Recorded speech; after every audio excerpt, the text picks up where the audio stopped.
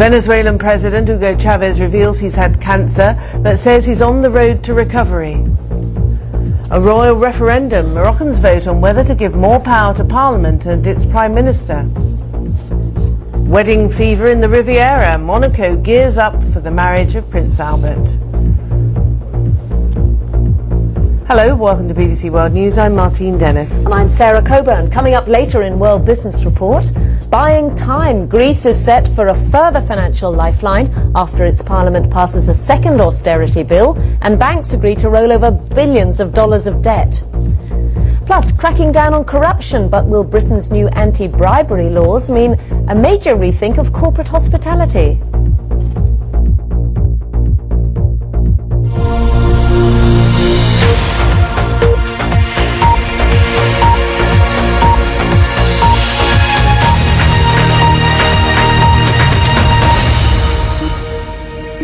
The Venezuelan President Hugo Chavez is being treated for cancer. In a televised address from Cuba, where he travelled for surgery 3 weeks ago, Mr. Chavez said surgeons operating on a pelvic abscess discovered a tumour with cancerous cells. And in a statement read by the President, he said the tumour had been successfully removed and he was now on the road to a full recovery. Well, our correspondent in the Venezuelan capital, Caracas, Sarah Granger, watched the President's address. President Chavez appeared to be visibly affected by his illness of the past few weeks, much more gaunt than he usually looks and his voice much weaker than usual, and confirming what some here had suspected for some time, that the version that we'd had from ministers and from the government of his health problems was not the full story. He left the country earlier in June and was caught ill in Cuba, had to have an emergency surgery in Havana for a pelvic abscess. But then he said this evening that doctors then found that he had cancerous cells and he had to have a second operation to remove that tumour. He said that he was still in recuperation, but he was doing well, that the tumour was completely removed, a very successful surgery.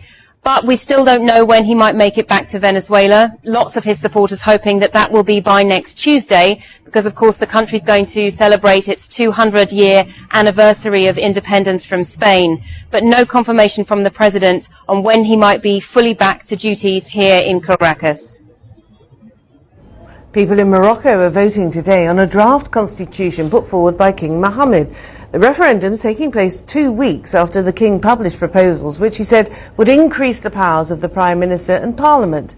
Critics say the vote's been called too quickly to allow for proper debate. Waving their flags, wearing traditional costumes and playing their drums, Moroccans campaigned for the upcoming referendum.